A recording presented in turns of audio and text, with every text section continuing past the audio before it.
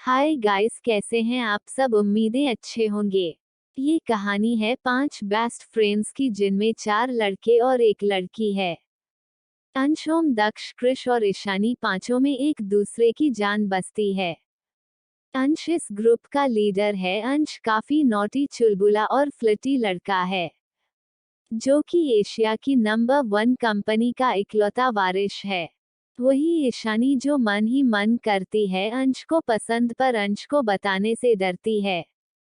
एक दिन नशे की हालत में ईशानी और अंश एक दूसरे के करीब आ जाते हैं। उसके अगले दिन जब ईशानी अंश को प्यार का इजहार करना चाहती थी, तब अंश उसे ये एक गलती कहकर भूलने को कहता है।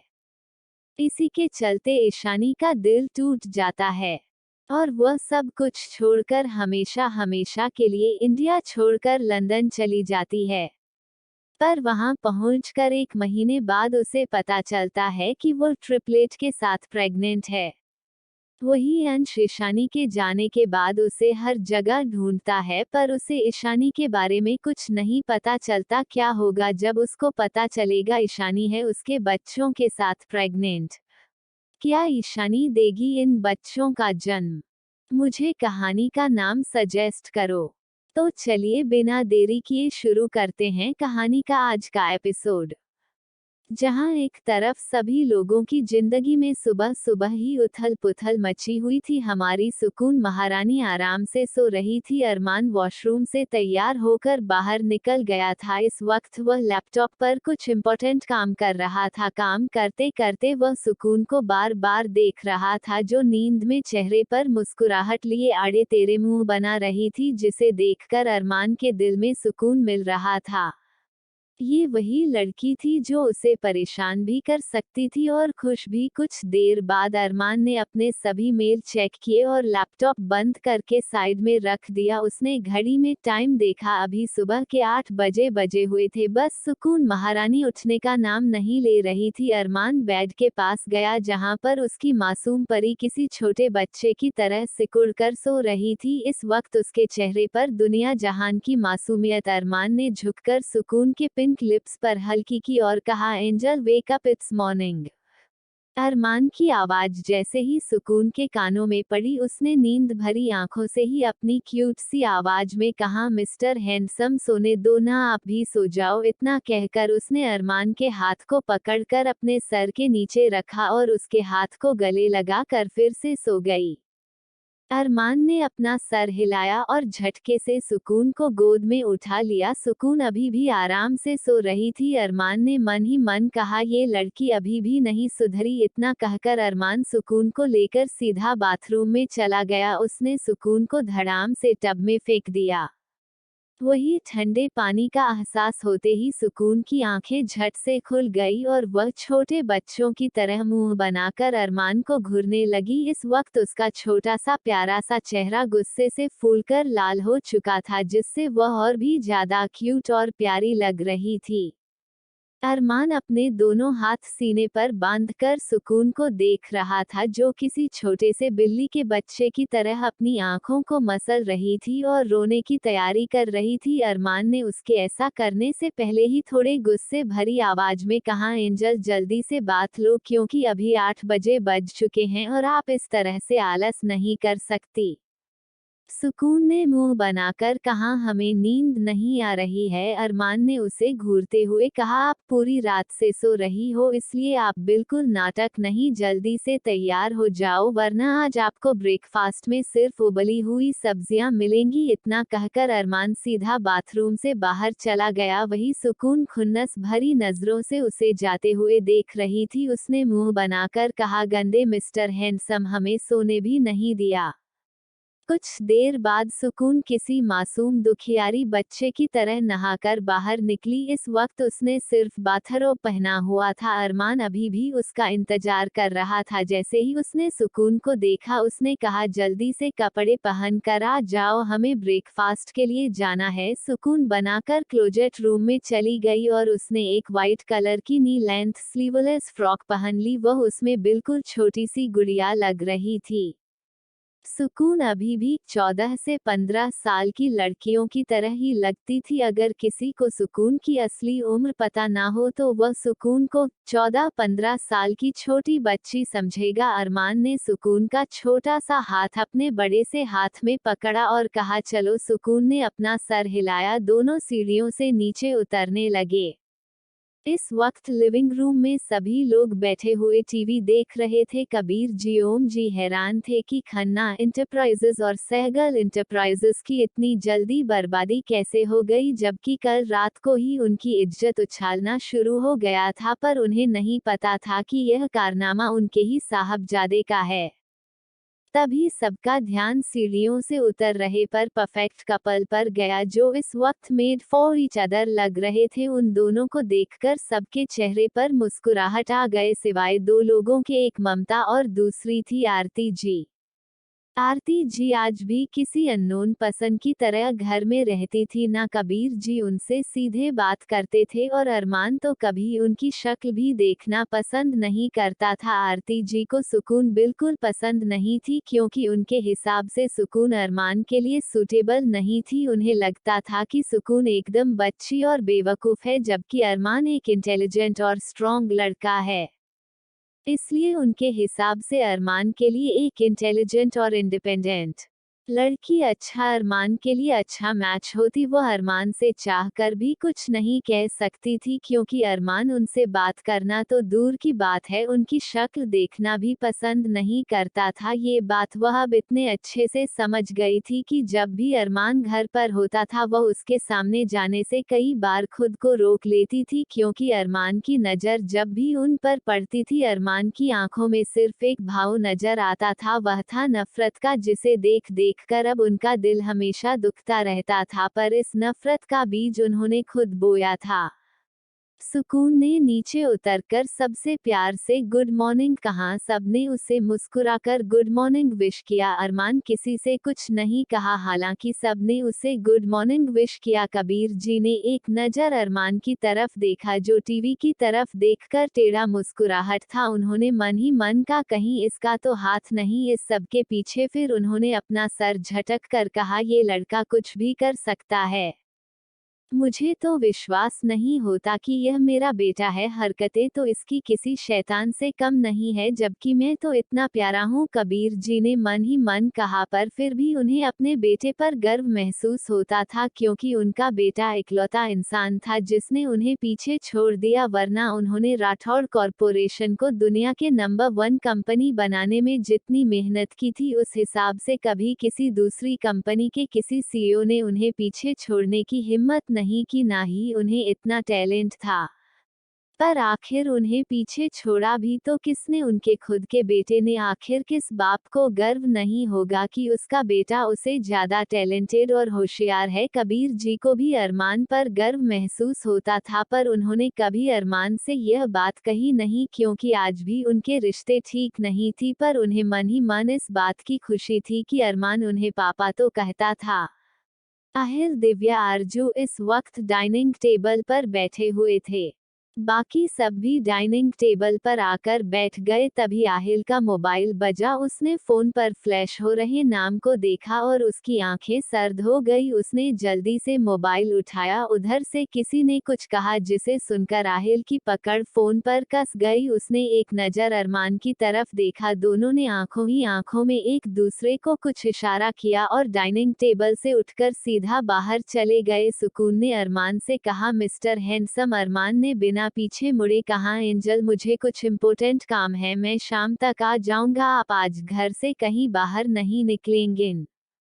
इतना कहकर अरमान और आहिल सीधा घर से बाहर निकल गए। सीता जी ने थोड़ा गुस्से से कहा, ये दोनों जब से बड़े हुए हैं इनके पास परिवार के लिए समय ही नहीं होता। कम से कम सुबह और शाम के खाने के लिए तो हमारे साथ रह सकते हैं। सीता जी की बात सुनकर सुकून है पाउट बनाकर कहा, दादी माँ, आप मिस्टर हैंडसम और आहिल भाई को छड़ी से मारना, दोनों तभी आपकी बात सुनेंगे। उसकी बात सुनकर सब लोग मुंह दबाकर हंसने लगे, क्योंकि यह इकलौती ऐसी इंसान थी जो उन दोनों के बारे में ऐसी बात कर सकती थी, क्योंकि आहिल सुकून को कुछ करता नहीं और अरमान तो कुछ कर सकता ही नहीं था। कुछ देर बाद सबका ब्रेकफास्ट हो गया। आज संडे था इसलिए कोई कॉलेज नहीं जाने वाला था। कुछ देर बाद सुकून दिव्या और आरजू के कमरे में बैठकर डोरेमोन देख रहे थे। सुकून खिलखिलाकर हंसते हुए चिप्स खा रही थी जो कि उसने जबरदस्ती आरजू से छीने थे, वरना अरमान उसे ये सब चीजें खाने नहीं देता था। आरजू गुस्से से उसे घूर रही थी क्योंकि अगर अरमान को पता चल गया कि सुकून ने उसे ये सब छीन कर खाया है तो उसका भी यह सब खाना बंद हो जाएगा। सुकून की वजह से आरजू को यही डर लग रहा था कहीं उससे भी यह सब हमेशा हमेशा के लिए छीन जाएगा। वही दिव्या मुस्कुराते हुए दोनों के एक्सप्रेशन देख रही थी। तीनों में सबसे समझदार दिव्या ही थी, सब बचकानी और मासूम सुकून और सबसे ज्यादा लड़ाकू आरजू। कुछ देर इसी तरह कार्टून देखने के बाद सुकून उठकर बैठ गई। उसने मुंह बनाते हुए कहा, हमें बाहर जाना है, हमें कुछ भी अच्छा नहीं लग रहा। सुकून की बात सुनकर दिव्या ने कहा, पर अरमान भाई ने मना किया है, वो हमें डांट आएंगे। सुकून ने अपना शैतानी दिमाग चलाते हुए कहा, हमें नहीं डांटेंगे, चलो ना, हमारा मन नहीं लग रहा है। आरजू ने डरते हुए कहा, पर अगर भाई को पता चल गया तो। सुकून ने मासूम सा चेहरा बनाकर कहा, हम कपूर मेंशन जा रहे हैं कहकर घर से निकलते हैं, उसके बाद हमें कोई नहीं रोकेगा। दिव्या और आरजू को अभी भी डर लग रहा था क्योंकि अरमान के गुस्से को वह दोनों अच्छे से जानती थी। अरमान सुकून को लेकर कोई रिस्क नहीं लेता था और जिस किसी की भी वजह से सुकून को प्रॉब्लम होती थी अरमान उस इंसान को छोड़ता नहीं था। आखिर में सुकून की जिद के आगे दिव्या और आपने हार मान ली। कुछ देर बाद तीनों तैयार होकर कमरे से बाहर निकली। उन्होंने सीता जी की तरफ देखकर कहा, दादी माँ, हम सब कपूर मेंशन जा रहे हैं। सुकून ने मासूम सा चेहरा बनाकर कहा, दादू ने हमें फोन किया था, अगर हम नहीं गए तो दादू गुस्सा हो जाएंगे। हम जल्दी आ जाएंगी दादी माँ। सुकून का मासूम चेहरा देखकर सीता जी ने मुस्कुराते हुए कहा, आप हमसे क्यों पूछ रही है, आप अपने मिस्टर हैंडसम पूछिए, क्योंकि वह तो हमारी बात सुनते नहीं हैं। सुकून ने पाउट बनाकर कहा, वह घर पर नहीं है और उनका फोन भी नहीं लग रहा है, और दादू ने कहा है कि उन्हें हमारी याद आ रही है, अगर हम नहीं गए तो हमारे दादू को बुरा लगेगा ना। प्लीज आप मिस्टर हैंडसम को मना लेना, हमें जाने दो ना। सीता जी ने कहा, पर अगर अरमान को पता चल गया तो वह हम पर गुस्सा करेंगे। सुकून ने सीता जी को गले लगाकर कहा, पर आप हमारे लिए इतना भी नहीं कर सकती, आप बस गार्ड्स को कहिए कि वो मिस्टर हैंडसम को कुछ ना बताएं।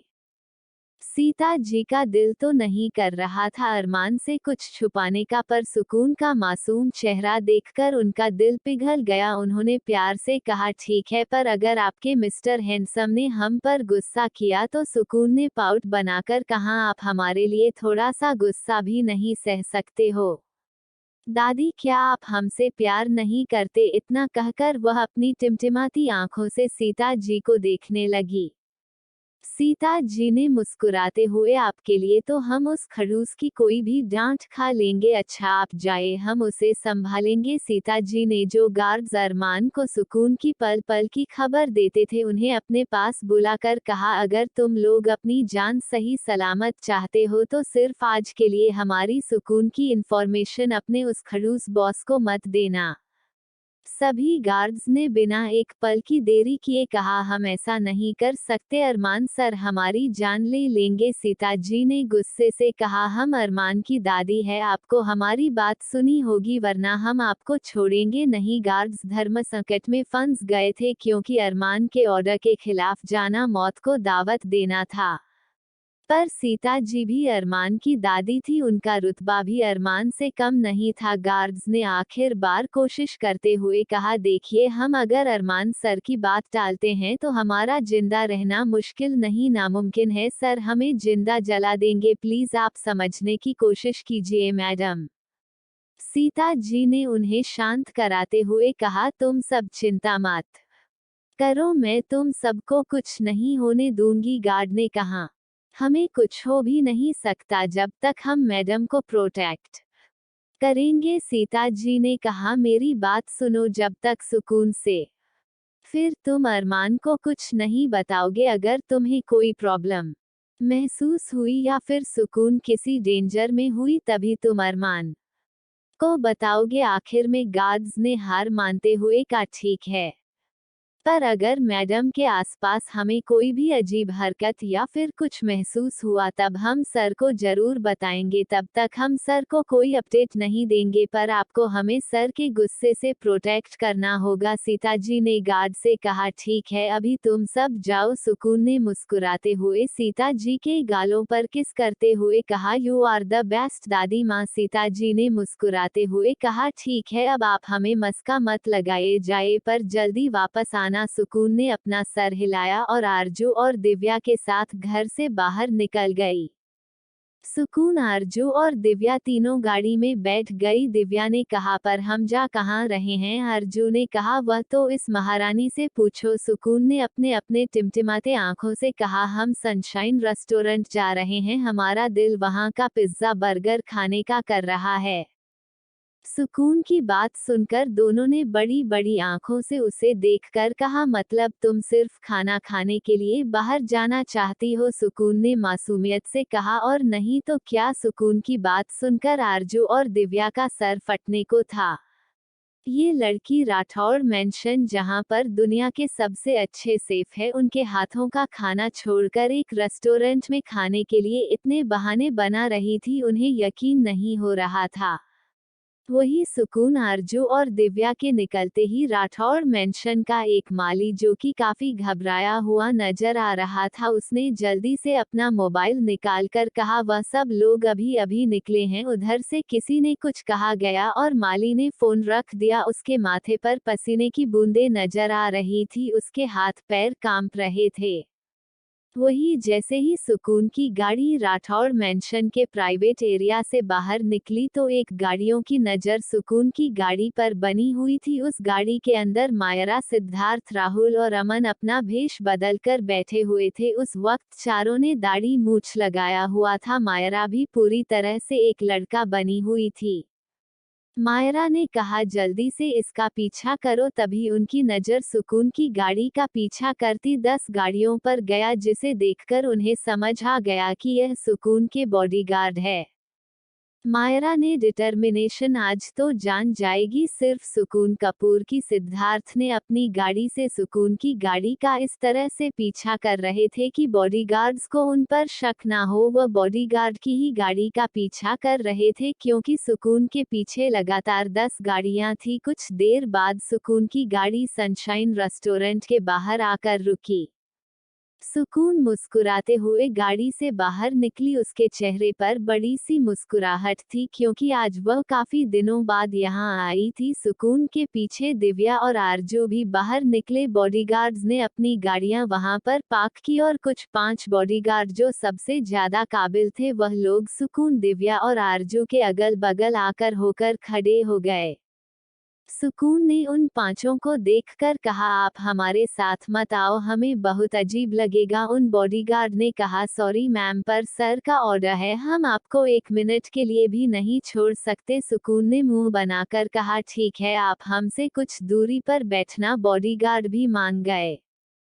कुछ देर बाद सभी लोग रेस्टोरेंट्स के अंदर बैठे हुए थे। सुकून सेकंड फ्लोर पर खिड़की के पास बैठी हुई मजे से ठंडी हवाएं ले रही थी और अपने ऑर्डर का आने का इंतजार कर रहे थे। वही सुकून ने ऑर्डर में पिज्जा, बर्गर, पास्ता, बहुत कुछ ऑर्डर किया था। इससे फुस्का का ऑर्डर बना रहे थे। तभी अचानक से 5 लोग अंदर आए, उनको देखा। सेफ ने कहा आप कौन? तभी मायरा, जो कि एक आदमी का भेज बनाई हुई थी, उसने अपनी भारी आवाज में कहा कि हम देखना चाहते हैं कि आप लोग किस तरह से खाना बनाते हो। शेफ ने गुस्से से कहा आप सब निकलिए अभी के अभी। सेफ ने इतना कहा ही था कि मायरा ने एक नोटों की गड्डी उसकी तरफ उछाल दी। पैसे देखकर शेफ ने कुछ नहीं कहा। मायरा ने कहा ठीक है, अब तुम यहाँ से जाओ। तब तक मायरा सेफ के साथ बात कर रही थी। सिद्धार्थ ने अपने हाथ से कुछ चीज उस सभी खाने में मिला दी थी। सैफ ने कहा ओके। कुछ देर बाद वह सारा खाना सुकून के सामने था। दिव्या और आरजू ने वड़ा पाव और इटालियन ऑर्डर की थी, वही सुकून अपने सामने खाने को ललचाई नजरों से देख रही थी। दिव्या ने उसे देखकर कहा, तुम खा क्यों नहीं रही हो, नहीं रही हो। सुकून ने मुस्कुराते हुए, हम इसकी सेल्फी तो ले ले, इतना कहकर उसने अपने खाने के साथ अपनी क्यूट सेल्फी जिसमें उसका पाउट बना हुआ था उसने वह जल्दी से व्हाट्सएप के स्टेटस पर लगा दी। जैसे ही उसने स्टेटस डाला अचानक से उसका मोबाइल बजा। मोबाइल पर मिस्टर हैंडसम नाम देखकर सुकून की सांसें गले में अटक गई। उसने कहा, हमने क्या कर दिया, हमने स्टेटस डाला मतलब मिस्टर हैंडसम को पता चल गया, अब वह हमें छोड़ेंगे नहीं। सुकून मन ही मन खुद को गालियां दे रही थी। वही उनसे 10 कदम दूरी पर एक टेबल पर राहुल, अमन, सिद्धार्थ और मायरा बैठे हुए थे जो कि सुकून का खाना खाने का इंतजार कर रहे थे। सुकून ने मुंह बनाकर कहा, हम इनका फोन नहीं उठाएंगे, हम पहले अपना खाना खाएंगे। सुकून ने एक पिज्जा का बाइट उठाया और उसे मुंह में भरने वाली ही थी कि अचानक से रेस्टोरेंट का दरवाजा धड़म की आवाज के साथ खुला और वहां पर किसी की गुस्से भरी आवाज सुनाई दी, एंजल।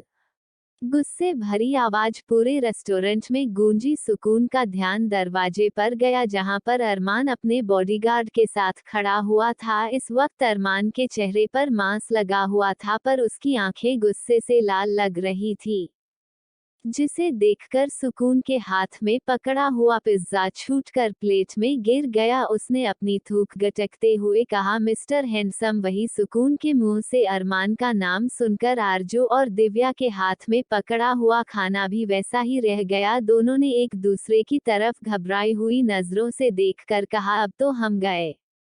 अरमान लंबे कदम लेता हुआ रेस्टोरेंट के अंदर आया। उसने बिना किसी से कुछ कहे सुकून को देखा जिसके हाथ में अभी भी पिज्जा का एक स्लाइस था और वह आंखें फाड़कर उसे देख रही थी। अरमान ने झटके से सुकून को कंधे पर उठा लिया।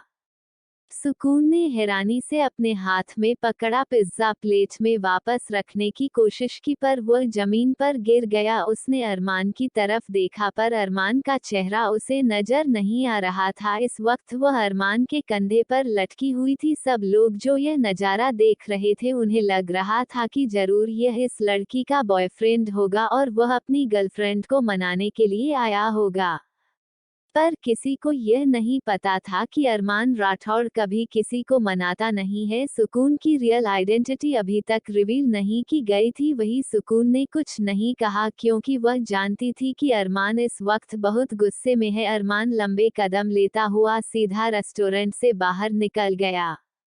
वहीं अरमान और सुकून के जाने के बाद दिव्या और आरजू एक दूसरे को घबराकर देखने लगी। वह दोनों जानती थी कि आज उन्हें कोई बहुत बड़ी पनिशमेंट मिलने वाली है।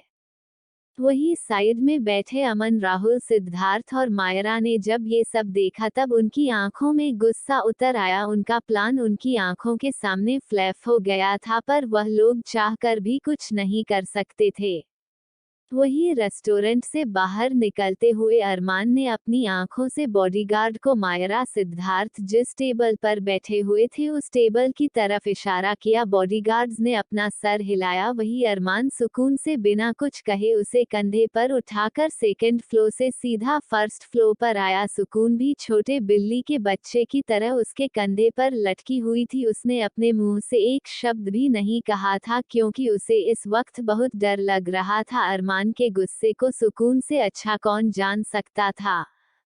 कुछ देर बाद जब अरमान ने अपने मुंह से एक शब्द भी नहीं निकाला तब सुकून ने मासूमियत से अरमान के पीठ पर अपने हाथ रखे और उसकी पीठ को सहलाते हुए कहा, मिस्टर हैंडसम, हमें माफ कर दो ना, हमें बस पिज्जा खाना था इसलिए हम आ गए। सुकून ने ये सब बहुत हिम्मत करके कहा था क्योंकि उसे डर था कहीं अरमान गुस्से में उसे डांट न दे। वही सुकून की बात सुनकर अरमान जो बहुत देर से खुद के गुस्से को कंट्रोल करने की कोशिश कर रहा था उसने गाड़ी का दरवाजा धड़ाम की आवाज के साथ खोला और सुकून को सीट पर पटक दिया।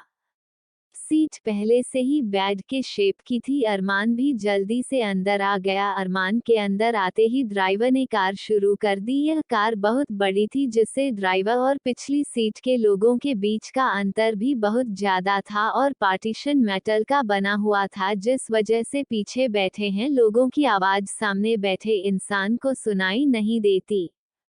अरमान ने सुकून को गुस्से से घूर कर देखा जो मुंह फुलाकर बेड पर लेटी हुई थी। अरमान का गुस्सा आउट ऑफ कंट्रोल हो चुका था क्योंकि अरमान के पास ध्रुव ने ये खबर पहुंचा दी थी कि मायरा सिद्धार्थ सुकून की जान लेने की प्लानिंग कर रहे हैं।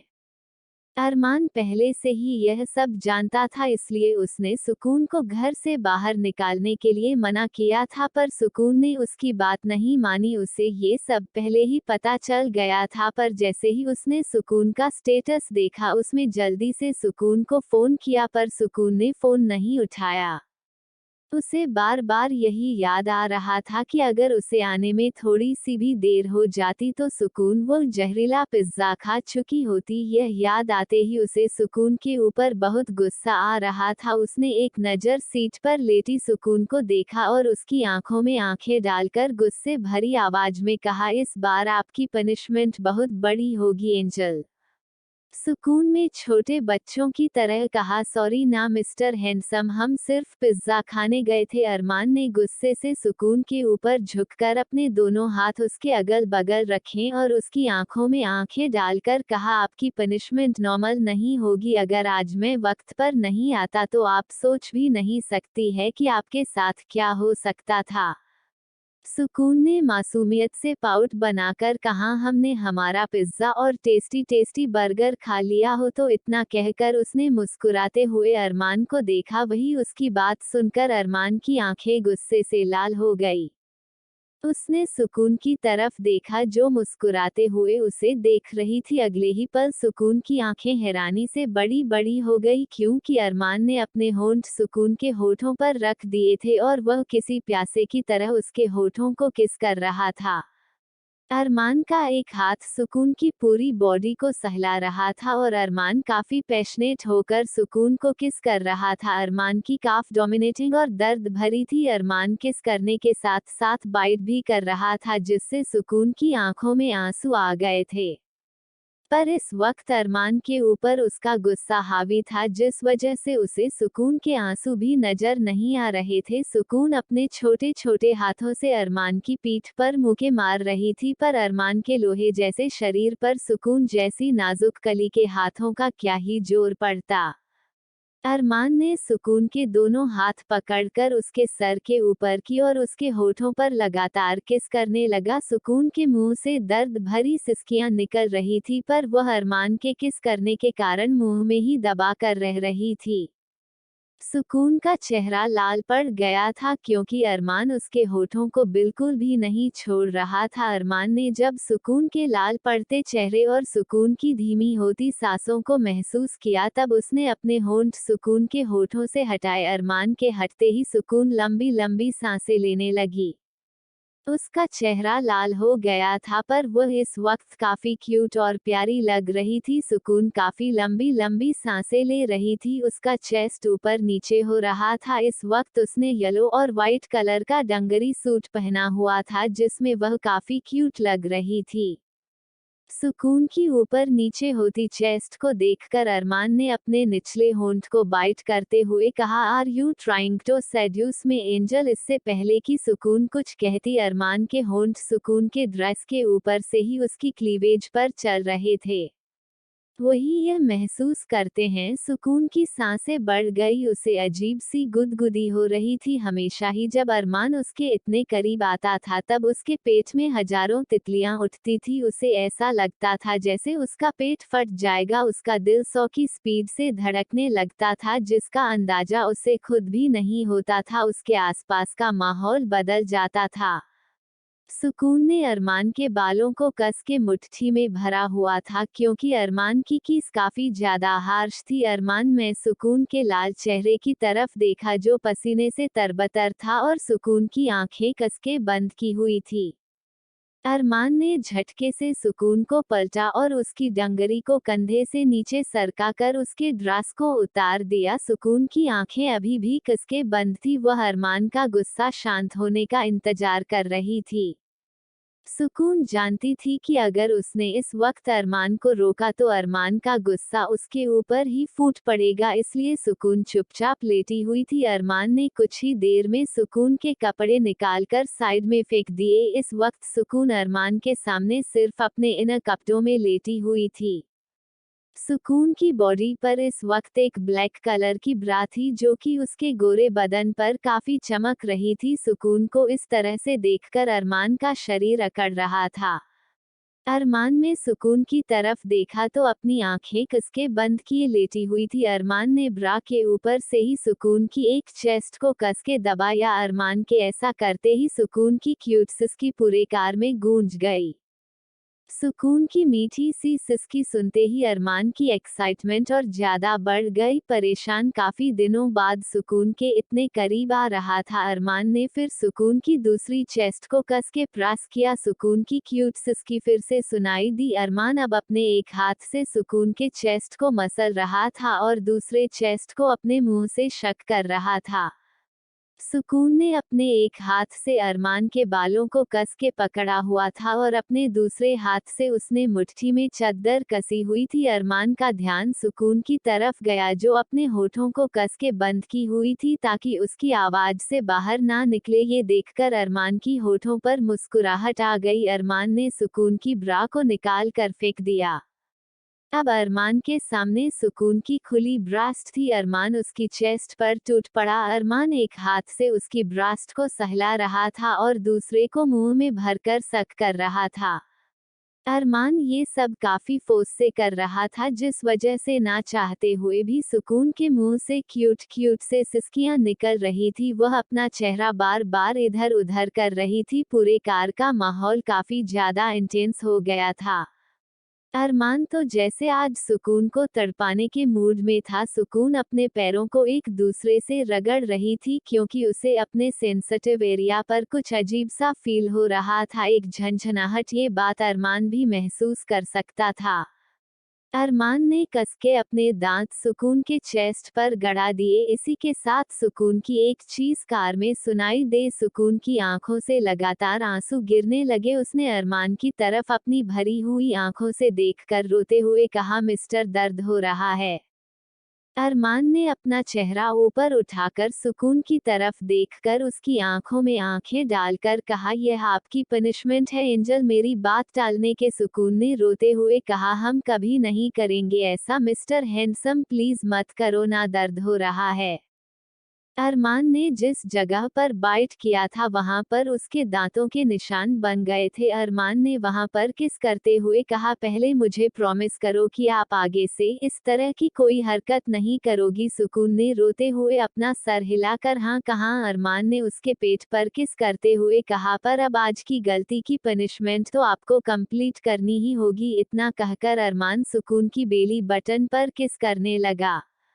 सुकून की सिसकियां पूरी गाड़ी में सुनाई दे रही थी और अरमान की तेज चलती सांसें। अरमान कार में सुकून को करीब 2 घंटे तक परेशान करता रहा। वही पिछली सीट पर क्या हो रहा है ये बात ड्राइवर अच्छे से जानता था, इसलिए उसने गाड़ी कहीं पर रोकने की जहमत नहीं उठाई। वह लगातार मुंबई की खाली सड़कों पर गाड़ी दौड़ा रहा था।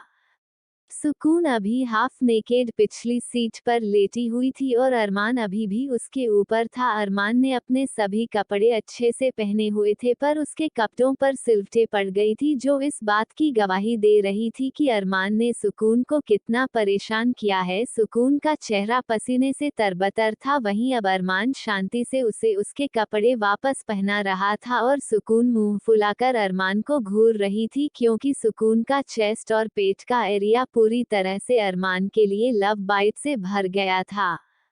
सुकून को पूरी तरह से कपड़े पहनाने के बाद अरमान ने सुकून को उठाकर अपनी गोद में बैठा लिया और उसका छोटा सा फूला हुआ चेहरा सहलाते हुए उसका सर अपने सीने पर रख दिया। सुकून ने भी चुपचाप अपना सर अरमान के सीने पर रखा और अपनी आंखें बंद कर ली। अरमान प्यार से उसके सर को सहला रहा था। कुछ देर में सुकून अरमान के सीने पर अपना सर रख कर ही सो गई। वही अरमान के दिमाग में कुछ देर पहले का सीन घूम रहा था। फ्लैशबैक। अरमान आहिल और कार्तिक तीनों अपने सीक्रेट अड्डे पर मौजूद थे क्योंकि कल डेविडसन मुंबई के बीच पर ड्रिलिंग के लिए आने वाला था, इसीलिए आज एक इम्पोर्टेंट मीटिंग रखी हुई थी। तभी अचानक से राहुल, जो कि अरमान का असिस्टेंट है, उसका मोबाइल बजा।